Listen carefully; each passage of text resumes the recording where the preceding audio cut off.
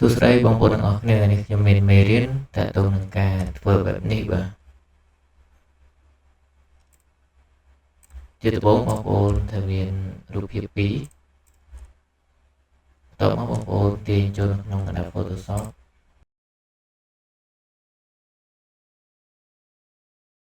បន្ទាប់មកចុច Ctrl ជាប់ហើយចុចមក click មកដើម្បីដោះសោចេញទាញរូបហ្នឹងយកទៅដាក់នៅលើ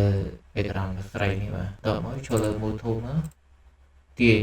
បន្ទាប់មកបងប្អូនចុចកន្លែង helicopter ចុច Alt ហើយចុចនៅលើ background នេះមួយទៀតមក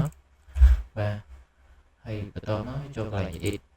edit ហើយយក auto blend layer take image តមកចុច OK ទៀតមកបាទពេញស្អាតហើយអញ្ចឹងវីដេអូថ្ងៃនេះគឺមានតែប៉ុណ្្នឹងបន្តពី